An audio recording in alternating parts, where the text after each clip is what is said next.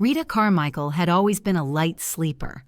Years of commanding a police precinct had trained her body to respond to the smallest shift in sound. But after retirement, she had hoped those instincts would soften. They never did. So when her phone exploded into the silence of her Collinwood living room at exactly 3 a.m., the ring didn't just wake her, it tore through the dark like a warning.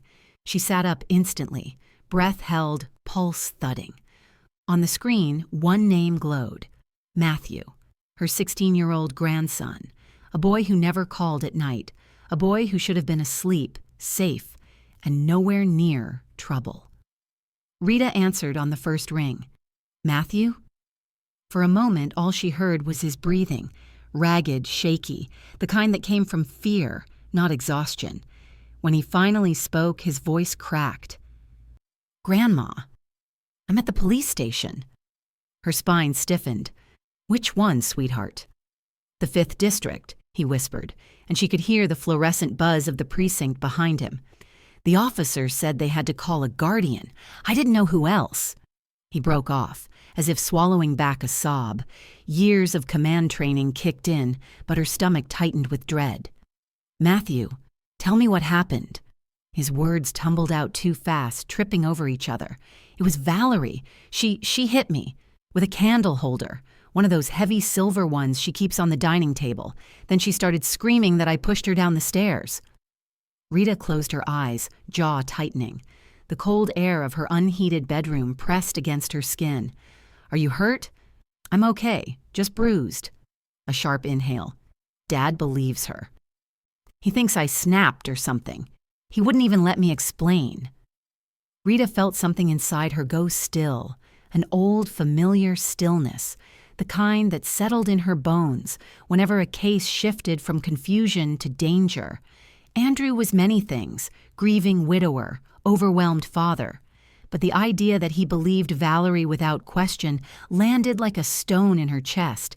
The house around her seemed to fade. Only Matthew's voice remained. Grandma, please come. I don't know what to do. His words trembled, and beneath them she heard something far worse than fear: humiliation, betrayal. The kind a child felt when the person meant to protect him turned away instead. She didn't hesitate. I'm on my way. Rita ended the call, swung her legs out of bed, and reached for the clothes draped over the nearby chair. No fumbling, no searching. Her movements were precise, automatic. Muscle memory built from decades of late-night emergencies. Jacket, keys, phone. She was down the stairs and out the door within minutes.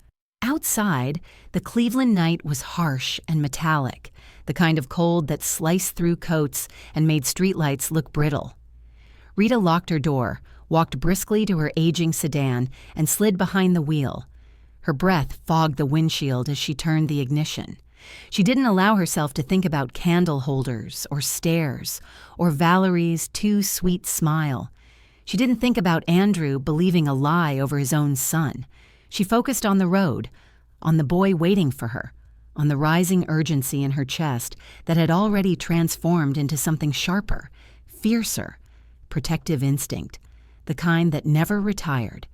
As she pulled out of her driveway and headed toward the precinct, one thought settled cold and clear in her mind. Whatever had happened tonight, Matthew was not facing it alone. Rita drove through the sleeping streets of Collinwood with a steadiness that came from years behind the wheel during nights far darker than this one. Cleveland at 3:20 a.m. felt suspended between breaths. Streetlights cast long, empty shadows across cracked sidewalks. Industrial buildings loomed like steel ghosts on either side of the road.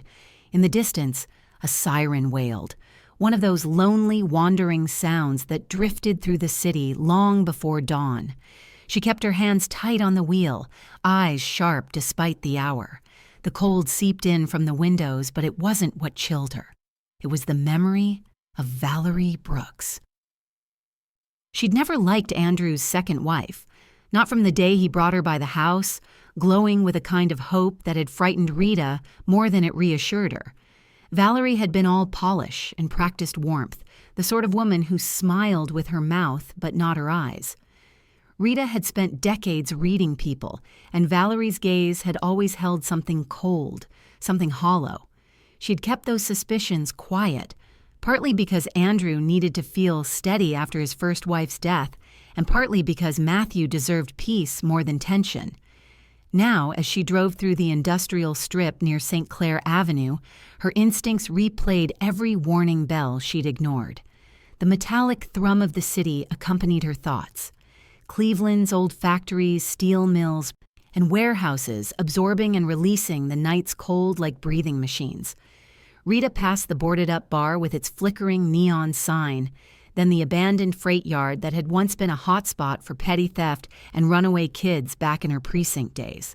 She remembered chasing suspects through those same gravel lots, her boots crunching beneath her as adrenaline drove her forward. Tonight, though, the chase was emotional, not physical, one that pulled her straight toward the 5th District station. When she turned onto the street leading to the precinct, the sight stirred emotions she rarely allowed herself to feel. The familiar brick building rose ahead, lights glowing in the front windows, a reminder of the years she had spent shaping the officers inside. Years of discipline, leadership, and the heavy responsibility of command.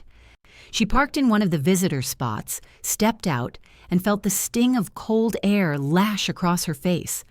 As she approached the entrance, the glass doors reflected a woman with silver-streaked hair, sharp eyes, and a posture that hadn't softened even in retirement. Inside, a young desk officer looked up from a stack of reports. He blinked once, then his expression shifted into immediate recognition. "Good morning, ma'am. Name, please?" She didn't have to say it. He already knew. "Carmichael," she answered anyway. His posture snapped to attention. "Commander Carmichael?" "Retired," she corrected, though the title clearly still meant something to him. He swallowed and quickly reached for the phone. "One moment. I'll get Captain Hayes." Rita waited, hands clasped behind her back, gaze steady on the corridor she had once walked daily. Footsteps approached. Captain Russell Hayes rounded the corner, older now, hair thinning, wrinkles deepened, but his eyes still held that same mix of respect and wariness he'd shown her as a rookie detective. "Commander," he said quietly, voice carrying both relief and dread. "I wasn't expecting to see you tonight." Rita met his gaze without blinking. "Something tells me you weren't expecting to see Matthew here either." Hayes exhaled, shoulders shifting. "No, and that's why I know this situation is bad." Their expressions hardened in unison. Both understood. This was no misunderstanding. This was serious, and whatever waited ahead would demand every bit of the strength she had left. Captain Hayes led Rita down the hallway that branched off from the main lobby, the fluorescent lights buzzing quietly overhead. This wing of the station hadn't changed since her retirement. The same scuffed linoleum floors, the same corkboards crowded with memos, the same faint smell of burnt coffee drifting from somewhere near the break room. Hayes opened his office door and gestured for her to enter first. She stepped inside, her eyes scanning the space automatically, cataloging details the way she always had. Case files stacked neatly, a coat draped over a chair, a whiteboard with timelines, crime scene notes, and reminders scribbled hastily. Hayes closed the door behind them. "Rita," he began carefully, "before you see Matthew, you need to understand what we were told tonight." Her shoulders tightened, but she nodded. "Go on." Hayes sat, rubbing a hand over his tired face. "Valerie Brooks came in around 11:30. Said Matthew attacked her in the hallway of their home. Claimed he shoved her down the stairs after an argument." Rita's breath stilled. He continued. "She had marks on her. Bruising on her arm. Some redness on her back. Nothing severe, but—" He paused, searching for the right word. "Convincing." Rita's jaw flexed. She knew exactly what that meant. Injuries placed where they'd be easy to display. The kind that could be self-inflicted if someone understood how to hit themselves without causing real harm. Valerie was manipulative enough to know the difference. She kept her voice even. "Did she have witnesses?" "Only Andrew," Hayes said, and he backed up her story. Rita's stomach tightened, not in surprise, but in confirmation. She had suspected something like this for months, long before tonight. Hayes leaned forward. "We processed her injuries, took her statement, then brought Matthew in. Standard procedure. He was upset, shaken, said she attacked him first." Rita met Hayes' gaze with a controlled calm that wasn't calm at all. "And did you believe him?" Hayes didn't look away. "You know I don't jump to conclusions, but his account felt different, more grounded, more scared than angry." The words landed like pressure against her ribs. She forced herself to keep her posture steady. "Where is he now?" "Juvenile interview room," Hayes said. "We haven't filed anything yet. I wanted to wait until a guardian arrived." "Then you should have called me sooner," she said, not unkindly, but with a quiet severity that reminded Hayes exactly who she had been in this building. Hayes exhaled. "I know. I'm sorry. It's a difficult situation. Valerie was performing." Rita cut in calmly. Hayes gave a reluctant nod. "She was emotional, crying, scared." Rita almost laughed, soft, humorless. "Of course she was." Hayes hesitated before speaking again. Her injuries, though, they could fit her story. "Or a story she rehearsed," Rita replied. "Superficial marks are easy to create, and she's calculated enough to do it." Hayes didn't disagree. He simply rose from his chair. "Do you want to see him now?" The question nearly insulted her, but she understood the formality of it. Rita straightened, smoothing the front of her coat. Her voice was steady, clipped, precise, the same tone she used to give orders during her command years. "Take me to my grandson." As they stepped out of the office, her suspicion sharpened into something colder. Controlled anger, the kind that made her every step deliberate, every breath measured. Whatever Valerie had set in motion tonight, Rita intended to dismantle it piece by piece, and the first step was on the other side of that interview room door. Rita followed Hayes down the quiet hallway toward the juvenile interview rooms, each step tightening something inside her chest. She'd walked this corridor hundreds of times, leading suspects, comforting victims, coaching young officers. But never had she imagined she would come here for her own grandson. Hayes stopped at a door with a narrow, reinforced window and lowered his voice. "He's been asking for you." Rita nodded once, steady, though her pulse flickered. Hayes opened the door and stepped aside so she could enter. The room was small and cold, painted in bland, neutral tones meant to keep emotions muted. A metal table sat in the center with 2 chairs on opposite sides. In the one farthest from the door sat Matthew. He looked up when she walked in, and her heart cracked a little. His right cheek was swollen, a dark purplish bruise blooming beneath the skin. A small cut near his eyebrow had closed, but still looked raw. His hands were clasped tightly in his lap, knuckles white. He tried to straighten his posture as if pretending none of it hurt, but Rita saw everything. He was 16, and tonight he looked both older and painfully young. "Grandma," he whispered. Rita crossed the room quickly and placed a gentle hand on his shoulder. "I'm here, sweetheart. You're safe." Her voice was soft, but her eyes cataloged every mark on him with the precision of a commander assessing an injured officer. Matthew's throat bobbed. "They think I did it."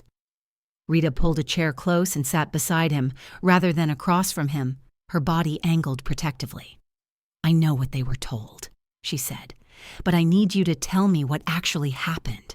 Start from the beginning." Matthew's composure wavered, his breath hitching before he forced it steady again. "She was already worked up when I got home from school. Dad wasn't there yet. She said I was ignoring her, that I was being disrespectful." Rita stayed still, disciplined, listening the way she had listened to countless frightened kids over the years. "Go on." "She followed me upstairs, yelling," Matthew continued. "I tried to go to my room and close the door, but she shoved it open. Then she grabbed that silver candle holder from the table in the hallway." His eyes flicked toward her, fearful of the disbelief he expected. Rita didn't even blink. "And she hit me," he whispered. "Right here." He touched the side of his face, wincing. I stumbled back, and she just kept screaming, saying I was out of control, that I pushed her. Rita inhaled once, deeply to keep her fury contained. "Did you ever lay a hand on her?" "No," he said quickly, tears gathering. "I swear, I didn't touch her. She threw herself backward. The stairs were right there. She kind of lowered herself down but made it look messy, like she was falling." He squeezed his hands tighter. "She yelled for Dad before she even hit the last step." Rita had seen staged falls before, the awkward angles, the overacted cries, the conveniently placed bruises. Valerie had always struck her as someone who cared more about attention than truth. Matthew's voice trembled as he continued. "Dad ran in and he didn't ask me anything. Not one question. He just went straight to her. He kept saying, 'Val, are you hurt? What did he do?' And she pointed at me." He swallowed hard. "Dad looked at me like I was a stranger, like he already knew I was guilty." A tear finally slipped down his cheek, and he wiped it away fast, embarrassed. Rita moved her hand to his, covering it gently. "Matthew," she said softly, but with the firmness of someone who had seen enough lies to know the truth when it trembled in front of her, "I believe you." His breath broke on a quiet sob. The fear in his eyes shifted, slowly, carefully, into something steadier, vulnerability giving way to relief. "She hates me," he whispered. "She always has." "I know," Rita said, "but this ends tonight. I promise you that." Matthew's shoulders loosened just enough for his next breath to be fuller. Hope, frail but present, settled into the space between them. Rita gave his hand a final squeeze before standing. "Let me handle the rest. You're not alone in this." For the first time since she'd walked into the precinct, Matthew looked like he could breathe, and Rita felt something ignite inside her, an old resolve, sharp and focused, ready to fight for him with every skill she'd ever learned. Rita was about to stand when Matthew's grip tightened around her hand, not desperate but urgent. His eyes shifted, a new kind of fear rising behind them, the kind that didn't come from bruises or accusations, the kind that came from knowing something dangerous. "Grandma," he whispered, voice cracking in a way that made Rita pause immediately. "There's something else, something worse." She eased back into the chair. "Tell me." Matthew looked toward the door as if expecting Valerie to burst through it, even though they were safe inside the precinct. When he finally spoke, his voice was barely above breath. 3 days ago, I heard her on the phone." Rita's heartbeat slowed, not out of calm, but out of focus, narrowing the way it used to during interrogations. "What did you hear, Matthew?" He swallowed, the memory visibly crawling across his skin. "She didn't know I was home. I forgot my backpack and came back early. She was in Dad's office with the door half open." He paused, trembling. She said she was going to get rid of the boy." Rita's breath stilled. "Her exact words?" "Yes," Matthew whispered. "She said I was in the way. She said you," his voice wavered, "that you wouldn't last long." Rita felt something cold and ancient coil inside her chest, an instinct she hadn't felt since the ugliest days of her career. "Keep going," she managed. Matthew nodded shakily. She told someone that once you were out of the picture, Dad would inherit everything, your house, your savings, everything you worked for. Rita felt the room tilt. Not from shock. She'd suspected Valerie's greed for a long time, but from hearing it confirmed in her grandson's voice. "Matthew," she said carefully, "what else did she say about my house?" "That it could sell fast," he replied. "She even said she already looked at listings in the neighborhood. She said houses like yours go for around $250,000. Rita's jaw tightened. That number was correct. She knew the market. The fact that Valerie knew it too told her this wasn't impulsive. It was planned, structured, deliberate. "Who was she talking to?" Rita asked. Matthew shook his head. "I don't know, but her voice was different, cold, like she wasn't pretending anymore." Rita steadied her breathing. "Did she see you?" "No," he said. "I left before she noticed." He hesitated again, eyes flicking upward, guilt and fear interwoven. "I recorded it." Rita straightened. "You recorded the call?" "Yeah," he said, nodding quickly. "I hit record on my phone because it scared me. I didn't know what else to do." Rita felt something like pride swell beneath the fear. Smart boy. Instinctual. "Where is it now?" Matthew's face cracked. "My phone. It's shattered." He lifted his hands helplessly. "When she hit me, it fell on the tile and the screen broke into pieces. It won't turn on." Rita inhaled sharply.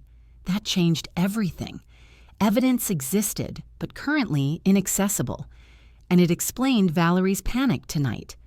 "She knows," Rita said softly, more to herself than to him. "Or she suspects." Matthew nodded. "She kept asking if I touched her phone or hers, if I went into the office, if I heard anything." Rita closed her eyes for a brief second, letting the full picture assemble in her mind like the pieces of a case file. This wasn't a burst of household tension. It wasn't a petty argument gone too far. This was strategy, calculation, a plan with financial motive, personal gain, and a willingness to remove obstacles, including a teenage boy and an elderly woman, if it meant securing Andrew's future inheritance.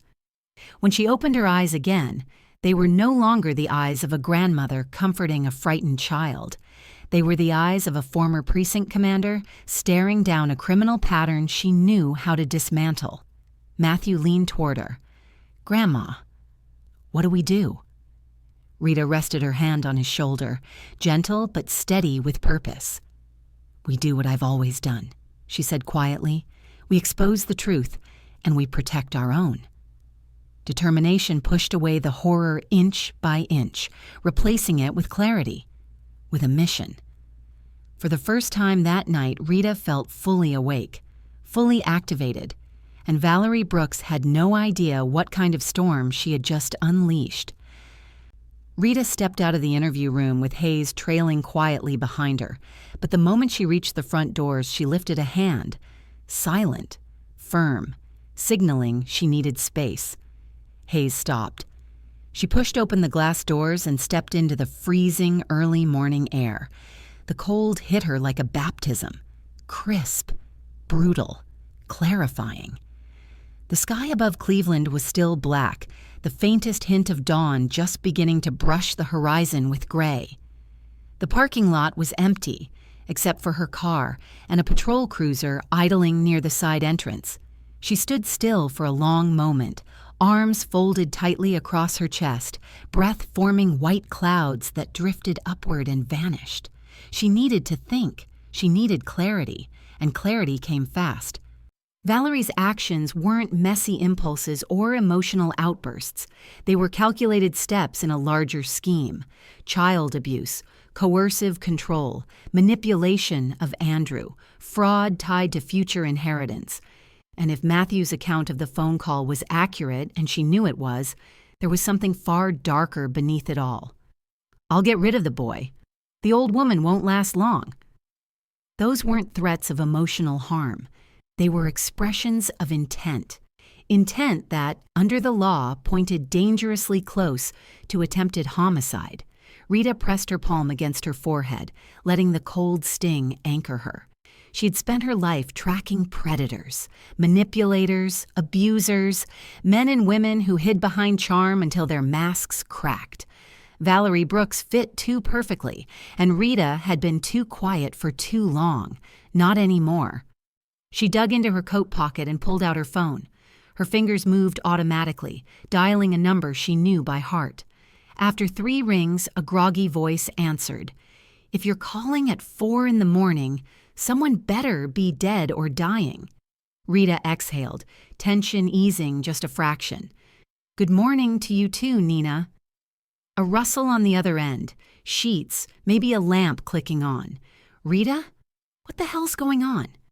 I need your help, Rita said, her voice level but stripped of all excess.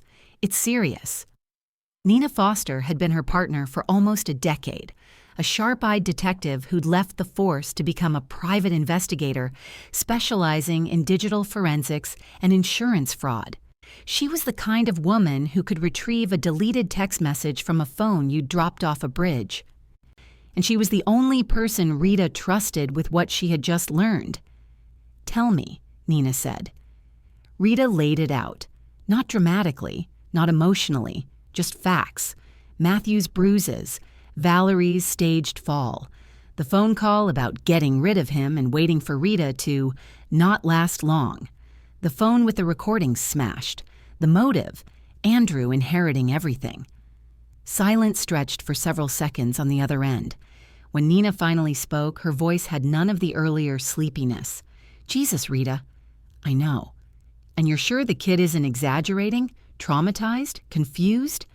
He told the truth, Rita replied without hesitation. And Valerie's story has holes. Nina blew out a low whistle. That woman always gave me the creeps. She's escalating, Rita said quietly. This isn't just manipulation. She's preparing the ground for something worse. Another beat of silence. Then Nina's tone changed. Focused, professional, fully awake. All right, I'm in. What do you need? Rita looked back at the precinct doors through which her grandson waited, shaken but safe. For now. First, I need whatever you can salvage from a shattered phone. I'll get it to you within the hour. Easy, Nina said. What else? Rita inhaled sharply, breath freezing in front of her. Surveillance of Valerie, phone records, financials if possible. I need to know who she's talking to and what she's planning. Nina responded without hesitation. I'll grab my equipment and meet you at your place. A small ember of relief warmed Rita's chest. Thank you. Don't thank me yet, Nina said. This sounds like it's going to get ugly. It already is. Rita hung up and pocketed her phone. The night felt heavier now, charged with tension. But she wasn't afraid. She was preparing, assembling the pieces of a plan. And for the first time since the call woke her at 3 a.m., she felt something solid beneath her feet, resolve hardening into action. Valerie Brooks had started a war she didn't understand. Rita Carmichael intended to finish it. Nina pulled into Rita's driveway just as the sky began to lighten with the bluish haze of pre-dawn. Her battered gray SUV, cluttered with surveillance gear and tool cases, looked exactly the same as it had a decade earlier, when they were partners chasing insurance fraud rings through Cleveland's west side. She stepped out wearing jeans, a sweatshirt, and an expression that said she'd shaken off every trace of sleep on the drive over. Rita opened the door before Nina could knock. Inside, Rita said. Coffee's on. Nina followed her into the kitchen, setting a hard-sided equipment case on the table. You look like you haven't blinked since the call, Nina said, studying her. I haven't, Rita replied. The house was quiet, heavy, loaded with the weight of what they now knew. Nina took out a small toolkit and a pair of fine-pointed tweezers. Show me the phone. Rita brought Matthew's shattered phone from the counter. The screen was spiderwebbed, half-detached, and the frame bent. Nina examined it the way a surgeon studies a patient before an operation. This is bad, she murmured, but not impossible. She popped the back open with a practiced flick. I can pull the memory chip, but I'll have to rebuild some connections. It'll take a few hours. Rita exhaled, steadying herself. As long as we get that recording.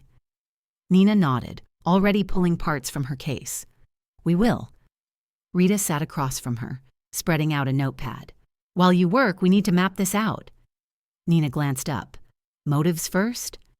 Motives first, Rita confirmed. They began listing them, the way they had 1,000 times before, over stacks of case files. Valerie's fixation on image and money, her resentment toward Matthew, her dependency on Andrew for stability, Rita's home as a financial incentive, Andrew's predictable loyalty. She knows Andrew will side with her, Nina said, circling his name. He always has. Rita nodded grimly, which means she feels protected enough to escalate. And greedy enough to gamble big, Nina added. Your house? Your savings? Andrew inheriting everything once you're gone. The word hung there, sharp as a blade. Rita kept her face still. She planned this, she said quietly. She's been planning. Then she's made mistakes, Nina replied. People like her always do. Manipulators crave control, but they leave trails when they're too confident. She pointed to the broken phone. This may be one. And Andrew? Rita asked. Do you think he knows? Nina paused, considering. No, she said finally. He's blind, not complicit. But his blindness is dangerous. Rita agreed, which means we need to handle him carefully.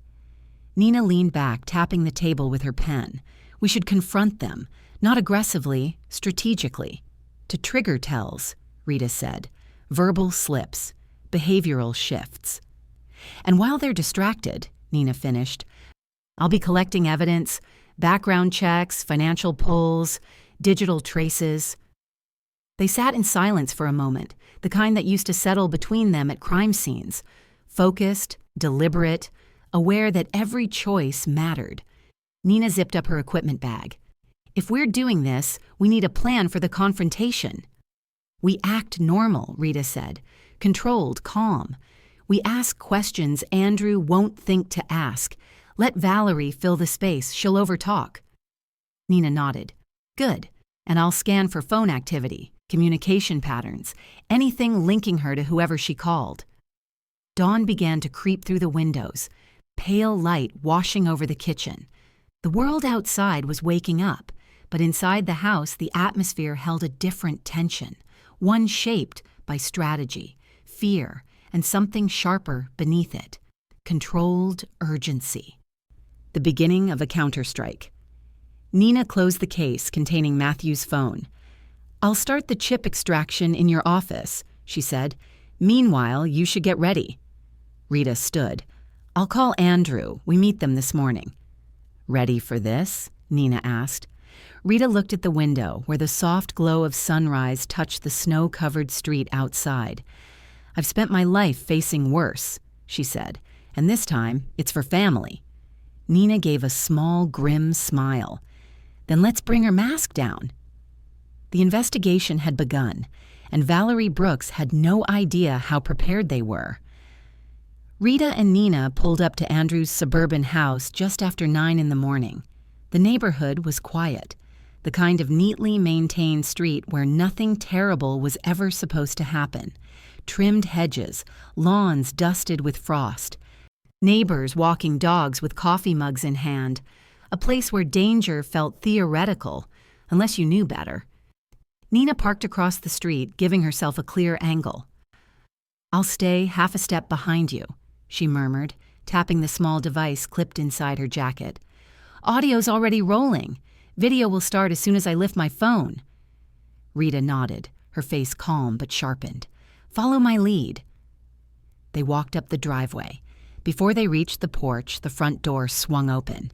Valerie stood there, wrapped in a cream-colored cardigan, hair perfectly brushed, makeup applied artfully to enhance the subtle bruising on her arm.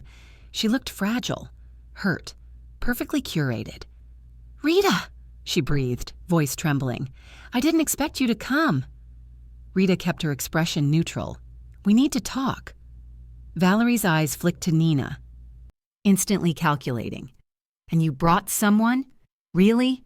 After what your grandson did to me? Nina offered a polite, professional smile. Morning. Just here to support Rita. Andrew appeared behind Valerie, shoulders tense, face flushed. Mom, I really don't know if today is the best time. Valerie hasn't slept. She's traumatized.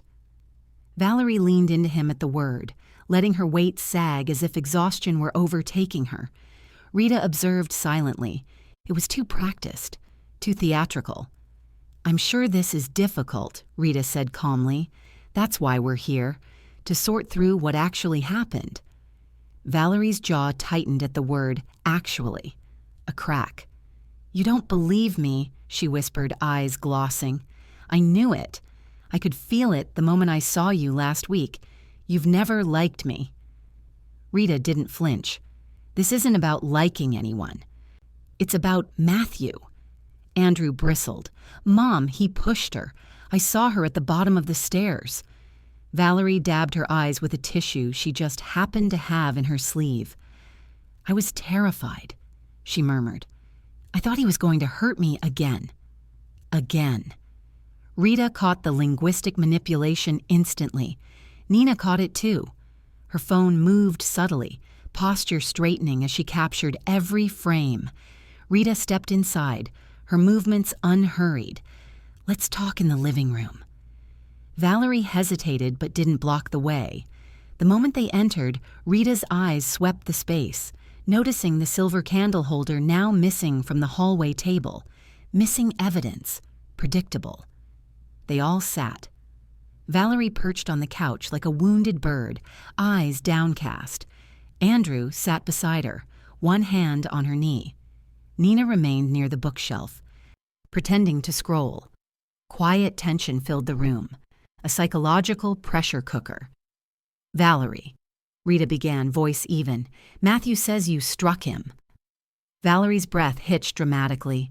"He's lying. He's been unstable lately. You know how teenagers are. He said you grabbed the candle holder." Valerie's eyes darkened. "Why would I ever do that? I'm the one who fell. I'm the victim here." There it was. I'm the victim. Repeated. Reinforced. Too perfect. "And what about the phone call 3 days ago?" Rita asked. Valerie froze. It lasted less than a second, but Rita saw it. The micro-expression of fear, shock, calculation. "What call?" Valerie whispered. "Matthew said he overheard you," Rita continued calmly. "Talking about him. Talking about me." Valerie's face hardened before she softened it again, an actress shifting roles mid-scene. "He must have misunderstood. He said you threatened to get rid of the boy." Valerie's lips parted. Panic flickered in her eyes. Then she forced a laugh. "That's absurd. I might have said something like, 'We need to deal with the boy's behavior.' Parents say things like that all the time." Nina didn't look up, but she tapped her phone once. Captured. "And the part about me?" Rita asked. "About the old woman not lasting long?" Valerie stiffened. "I would never... You're twisting everything. This is what I was afraid of. This is exactly what I told him on the phone." She stopped. The room froze. Nina slowly lifted her head. Rita's pulse quickened, not outwardly, but in the quiet satisfaction of an investigator hearing the first fracture in a suspect's mask. Andrew frowned. "Val, what do you mean?" "What you told him on the phone." Valerie blinked hard, recalibrating. I meant something else, not what it sounded like." "It sounded like you accidentally confirmed the call existed," Rita said softly. Valerie's breath hitched again, this time not controlled, not performative. Her mask slipped. "You're attacking me," she snapped. "Both of you. This is a witch hunt." Andrew shifted uncomfortably, uncertainty finally creeping into his expression. "Val, maybe we should—" "No," she barked, then immediately softened her tone. "Andrew, please, don't let them turn you against me." Rita stood. "We're not turning anyone. We're uncovering the truth." Nina stepped closer to the doorway, phone angled just enough to capture Valerie's tightening posture, her darting eyes, her unraveling composure. For the first time that morning, Valerie looked afraid, and not of Rita, not of Matthew, but of the truth closing in. Psychological tension thickened the air. The manipulator's cracks had begun to show, and Rita saw every single one of them. Nina arrived back at Rita's house just after noon, her expression grim but electric with purpose. She carried the hard-sided case she'd taken earlier, the one containing Matthew's shattered phone. Rita met her at the door, tension coiled tight in her posture. "Tell me you found something." Nina didn't waste a second. "I didn't just find something," she said, stepping inside. "I found enough." They moved to the kitchen table where Nina set the case down and opened it. Inside was a small setup. Micro soldering tools, a diagnostic board, and the extracted memory chip connected to her tablet through a tangle of fine wires. "It wasn't easy," she said. "The motherboard was cracked in 2 places, but the audio file was still partially intact." Rita's breath caught. "How much of it?" "About 30 seconds, Nina replied. "Enough." She tapped the tablet screen. The audio began to play, distorted at first, fuzzy around the edges, but unmistakably clear where it mattered. Valerie's voice sharp and cold. "I'll get rid of the boy. He's in the way. Once she's gone, Andrew gets everything." Rita felt the blood drain from her face. Even though she'd expected it, hearing it was different. It had weight, it had malice, and it had intent. Nina stopped the playback. "There's more after that point, mostly static, but the part that survived?" She shook her head. "It's incriminating as hell." Rita didn't hesitate. "We're taking this to Hayes."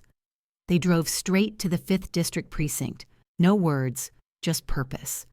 When they arrived, Hayes ushered them into his office the moment he saw their faces. "Tell me you have something," he said. Nina set the tablet down and played the recording. Hayes stood absolutely still. His eyes widened. The second time, Valerie's voice said, "Get rid of the boy." He ran a hand over his jaw, disbelief giving way to something harder. "Well," he murmured, "I think we can safely say this changes everything." He sat down, pulled up a notepad, and began listing charges as he spoke them aloud.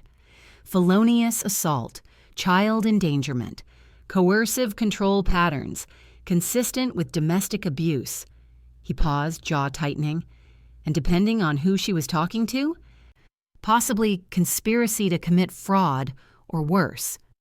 Rita felt a quiet exhale leave her chest, controlled, contained, but laced with the unmistakable sense that justice had begun to move.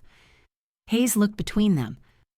"We'll open a formal investigation immediately, and we're bringing her in." "What about Andrew?" Rita asked. Hayes sighed. "He deserves to know the truth. I'll call him in as well." Back at the house, Andrew was pacing the living room when they arrived, summoned by Hayes, unaware of what was coming. Valerie stood beside him, trembling dramatically again, clearly preparing another performance. Rita and Nina stayed silent as Hayes entered behind them and closed the door. "Valerie Brooks," he said, tone clipped and official. "We need to ask you some questions regarding an ongoing investigation." Valerie's eyes widened innocently. "An investigation? I don't—" Nina hit play. The voice filled the room, cold, calculated, inarguable. "I'll get rid of the boy. He's in the way." Valerie's face drained of color so fast it was almost startling. Andrew's head snapped toward her. "Val, what is that?" She opened her mouth, closed it, opened it again. No tears came this time, no shaky breaths, no trembling hands, just silence. Her mask crumbled. "Andrew, it's not what it sounds like," she stammered. "You're twisting. This is... someone altered." "It came from Matthew's phone," Hayes said. "Recovered by a licensed investigator. It's authentic." Valerie's breath fractured into short, panicked bursts.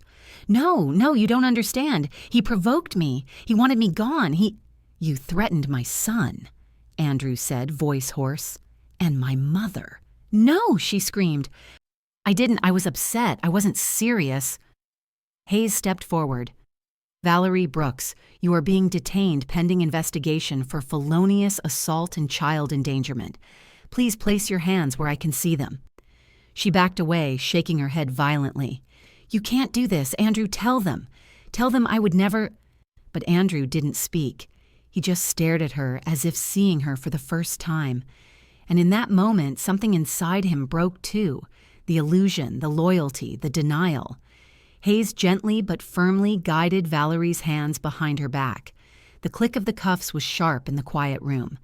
As he led her toward the door, Valerie's voice rose into a frantic, incoherent stream. Half excuses, half accusations. Rita didn't move. She watched with the stillness of someone who had seen this moment dozens of times in her career, the collapse of lies, the unraveling of manipulation, the instant a predator realizes the hunt has turned. Nina exhaled slowly. "And that," she said quietly, "is the beginning." Justice, messy and relentless, was in motion now, and there would be no stopping it. The house felt heavier than usual that evening, as though the walls themselves were still absorbing the shock of the morning. After Valerie had been taken into custody, Matthew returned home with Rita. Quiet, pale, but calmer now that the danger had a name, a face, and a pair of handcuffs around its wrists. He hovered near her kitchen counter while she reheated soup, his shoulders hunched in a way that made him look smaller than 16. He was safe, but safety, she knew, didn't erase fear. "You should sit," she said gently. Matthew shook his head. "I'm okay." He wasn't. She didn't push him. They both needed the quiet. Andrew hadn't called yet. Rita wasn't sure whether that comforted or worried her. He was still at the precinct, giving statements, processing the truth he'd ignored for far too long, realizing just how close he had come to losing his son and his mother to a woman who had worn sweetness like armor. Rita imagined him sitting alone in a cold interview room, staring at his hands, replaying every moment he had dismissed Matthew's fears or defended Valerie's lies. Awakening was painful, but necessary. Matthew finally sank into a chair. "Grandma?" "Yes, sweetheart." He kept his gaze on his hands. "Do you think Dad hates me?" Rita set the spoon down, the sound soft but final. "No," she said firmly. "He doesn't hate you. He was manipulated, blinded. But hate? No. Your father loves you. He's just learning things he should have seen months ago." Matthew nodded, but his eyes stayed downcast. Rita moved to him and placed her hand on his shoulder, light, steady. He leaned into it almost immediately. "I thought she'd kill me," he whispered. The honesty in his voice cut through her like a blade. Rita's breath caught. She slid her arm around him, and he allowed himself to fold into her side, his forehead pressed against her shoulder. He didn't cry. He'd already cried at the station, but his body trembled with the memory of fear. Rita held him tightly, eyes closing. "You're safe now," she murmured. "You're with me." It wasn't just reassurance, it was truth. Hours later, after Matthew fell asleep in the guest room, his breathing finally even, his features relaxed, Rita stepped outside onto the porch. The cold Cleveland night wrapped around her, sharp and bracing. She let it anchor her. The street was quiet. Snowflakes drifted lazily across the glow of the street lamp, the world settling into a fragile calm. She leaned on the railing, exhaling slowly, letting her mind sift through the what-ifs she had kept buried all day. What if Matthew hadn't called? What if she hadn't woken up?